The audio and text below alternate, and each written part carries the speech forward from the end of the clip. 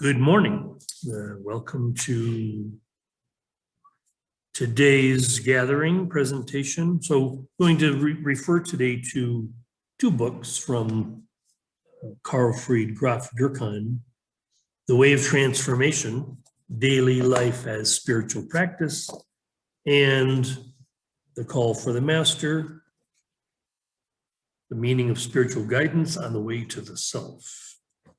And I've mentioned before, Durkheim predated, he's German, predated Eckhart Tolle by some time, and I think he influenced quite a bit Eckhart Tolle's teaching that was published in 1999 in The Power of Now. But Durkheim, I think, his two short books are especially powerful and certainly part of what I offer as a teaching about daily practice or daily life as spiritual practice, that that we're really called to elevate our practice so that we might become truly masters, and I would use that word freely, in Carolyn Mace's language, that what's called for today in our evolution of consciousness is not any longer a particular avatar, great teacher, but 1,000 points of light. And so I would call these 1,000 points of light. Anyone, he or she, that would become willing to walk the path of mastery and step into that realm. So one of the things that I was reading this morning, making some notes from Durkheim, is Durkheim talks about two different types of stillness. And again, I've used stillness in my acronym of OASIS, oneness arising from stillness, inspiring simplicity, that stillness is the key, is the foundation, okay, for everything. And Durkheim talks about two types of stillness. He said, the stillness of death, where all movement ceases, and stillness of life, where nothing is left to check the movement of change.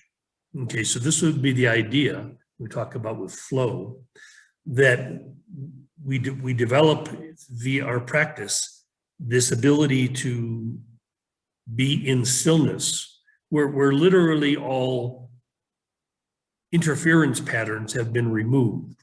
We've let go of our attachment to old forms. We've let go of the need to hold on to the banks of the river, as it were, and flow with the river, or what is called in Taoism, or Durkheim uses the same phrase, calls the way. Okay, so this radiant truth calls us to answer the call for the master. Okay, and say the inner master in you has been called, and perhaps you've answered that call, and you're allowing your inner master to listen, to receive guidance from the unmanifested, from the radiant truth of the universe, so that we might become, again, these conduits, portals, bridge between the timeless realm and the earth. The way he describes it, Durkheim, the aim of every practice focused on the way is to make adepts perfect mediums, to enable them to perceive being present in their own true nature and allow it to manifest in them and through them in the world. Okay, so he used the word medium as conduit, portal, window, doorway, portal. It's all the same thing. Again, this radiant truth seeks to manifest through us into our world. And again, from all of my, background and study, I mention always in A Course in Miracles that the essential teaching is that by knowing and fulfilling your function as a medium, as a conduit, as a portal, that this is the secret to your fulfillment, your happiness, your peace of mind, everything. This is the one thing I talk about all the time. The one thing that we would see as the meaning of life, as the purpose for our living, is to serve this function. It's a very simple function once we remove, again, all the obstacles.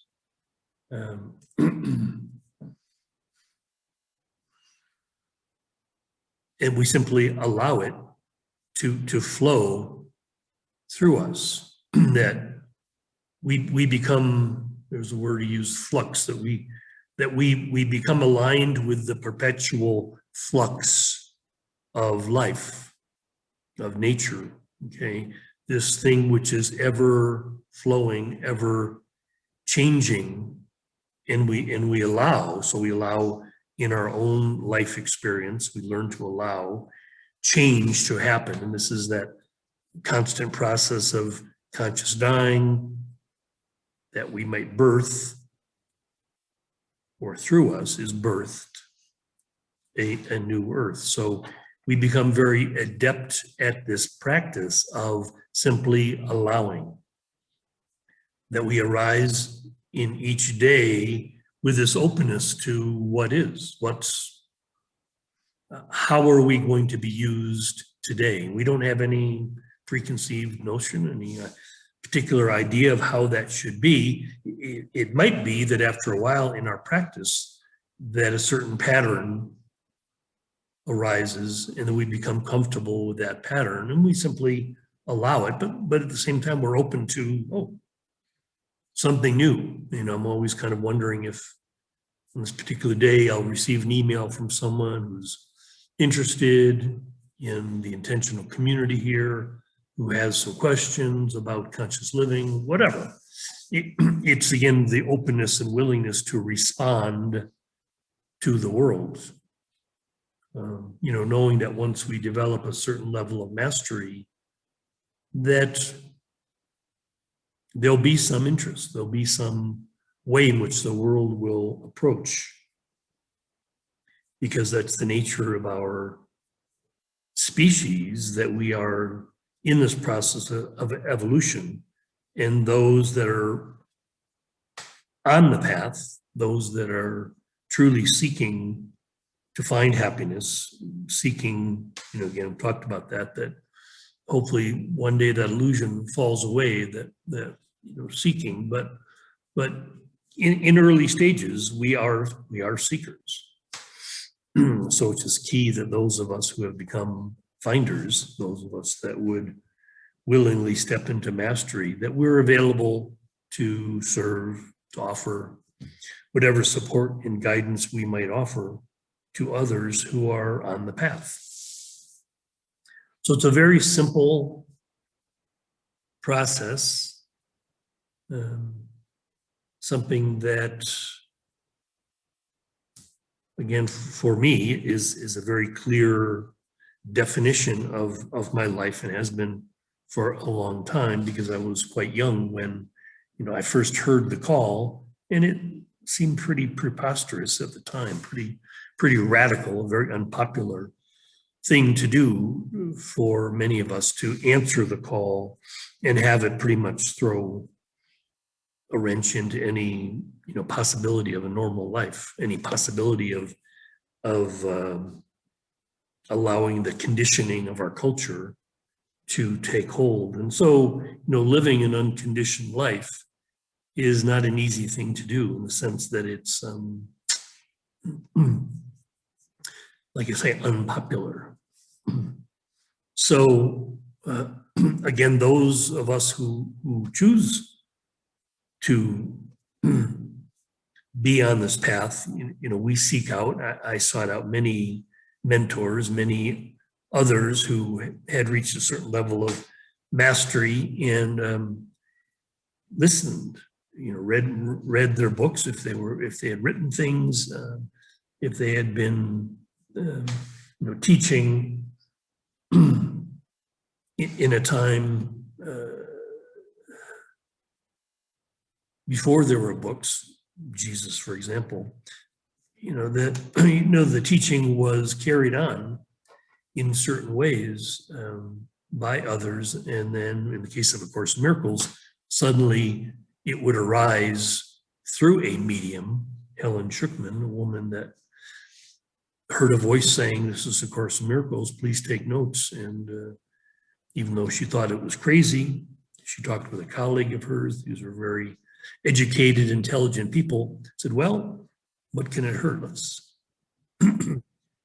take notes and see what happens." And 7 years later, a very remarkable book was published, and certainly captured my attention when I was early in my process of recovery and ready to begin earnest study. And so I answered that call, and when I heard a woman speak about this Course in Miracles, I was immediately aware that I was supposed to move to where she lived in Amherst, Massachusetts, and study A Course in Miracles with her. And early on in my study with Claire, it was really interesting. We did this, she was a therapist as well as a spiritual teacher. And when I was coming up with certain resistance, as most anybody would, to the teaching, especially the fact that it seemed to be Jesus who was the teacher, she suggested that I do a little dream therapy. So she encouraged me for the next several days to pay attention, to make an intention before I go to sleep, to dream about something significant that might inform my resistance to having this teacher, Jesus, come into my life. And anyway, it's interesting. I think the first night I had a dream about my family, my sisters, something to do with my family. And the next night I had this really profound dream. So I'm going to share that here. In this dream, I was walking down Dolores Boulevard in San Francisco, a place that I knew well, that I had lived. That's where I went to study graduate school in Asian philosophy. Anyway, I was walking down Dolores Boulevard, and suddenly everything becomes very quiet. And I just kind of have this sense when all the birds stop chirping, there's going to be an earthquake. And sure enough, there was a massive earthquake, and everything's shaking, buildings are tumbling, and all this panic and pandemonium all around me. And in the middle of this, a car screeches to a halt, and the back door opens, and it's my family. My father driving, my mother in the front seat, little sister. Between the two of them, my older two sisters in the back seat, and they're saying, "Come on, come on, come on." And I just remember standing there going, "No, I don't think so. I'd rather stay out here in the earthquake than go with you." So the car door slams shut, and they drive off, and immediately this rope ladder falls in front of me, and I, without even looking, I just grab on like I know this is the way.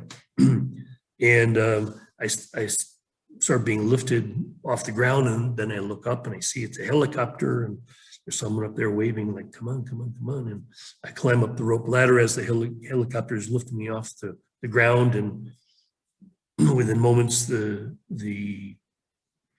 door to the body of the helicopter shuts with like a thump, and everything's like really quiet. All the pandemonium, all the noise down below, everything's really quiet except for a little, like a heartbeat, like a thump, thump, thump, thump, thump, which I recognized at the time was the rotor of the helicopter. Anyway, I'm in the helicopter, everything's very quiet. This room, the body of a helicopter is big, I'm not seeing the cockpit, just this room where everyone's sitting in the circle, and the cockpit is all, or the room's all red, like a red velvet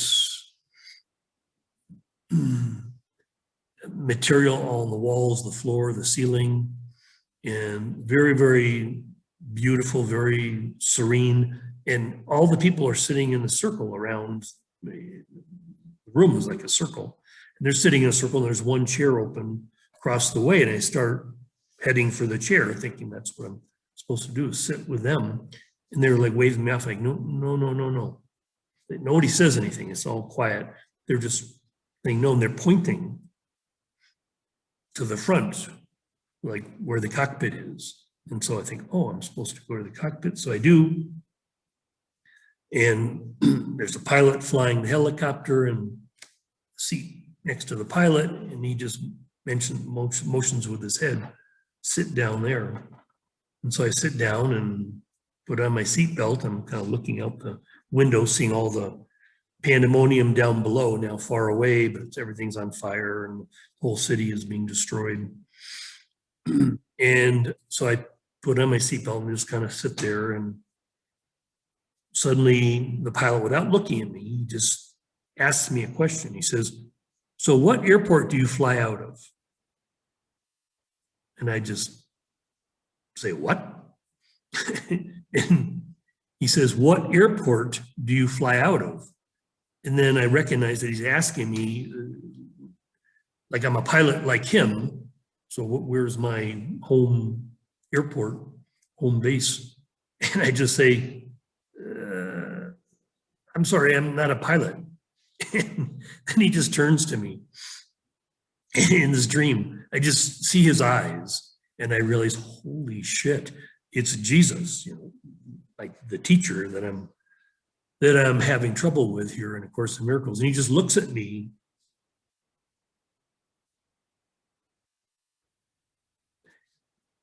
And he doesn't say a word. I just realize his look is telling me, you don't know shit. You're every bit a pilot as I am. It was amazing when I shared this dream with Claire. And she's like, well, there you go. What a great dream. You have a choice. You're the conditioning of the world. You're represented by your family, this nightmare that you couldn't wait to get away from at 17. And the teaching that's being brought to you now, a new life. And even the whole thing, the cockpit, the boom, boom, boom, boom, the thumping of the rotor is like a heartbeat, like you're being rebirthed. Okay, and Claire ended up being the perfect surrogate mother to be part of this rebirthing process for me here now in my middle 30s, being rebirthed. Perfect dream.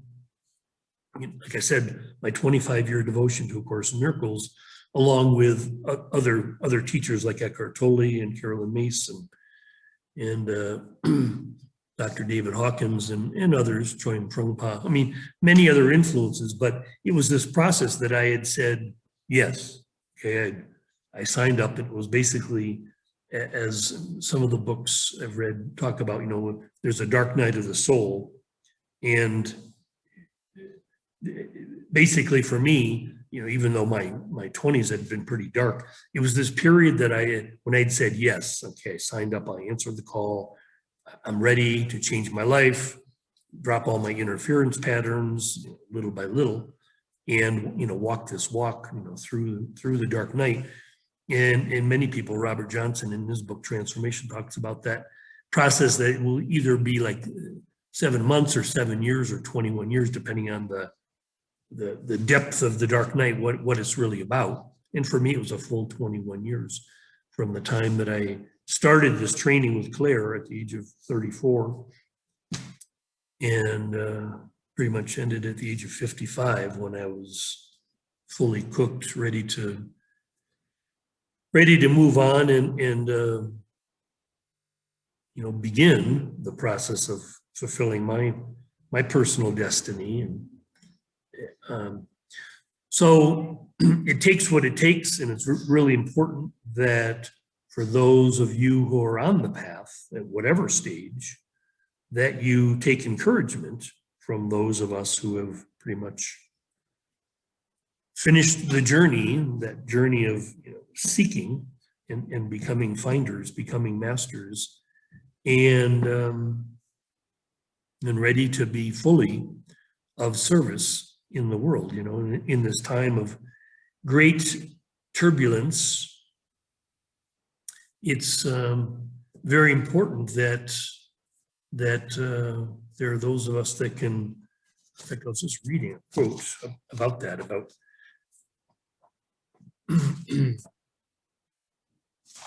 DTT, see if I can find that. Oh, yeah. Yeah, those who, in the midst of all the confusion, poverty, and disunity of the world, are able to manifest the plenitude, significance, and oneness of transcendental being are indeed whole. Okay, those who, in the midst of all the confusion, poverty, and disunity of the world, are able to manifest the plenitude, significance, and oneness of transcendental being are indeed whole. Okay, so that's, again, I described this process of, as we become masters, that we become whole, happy, and free. Okay, we're free of interference patterns. We're free of the conditioning of the world.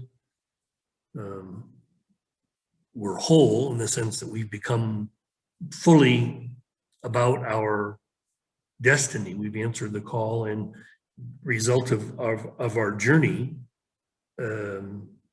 we become whole. Okay, and of course, the result at the emotional levels is being happy, being a truly happy human being, whole, happy, and free. So this is the promise of our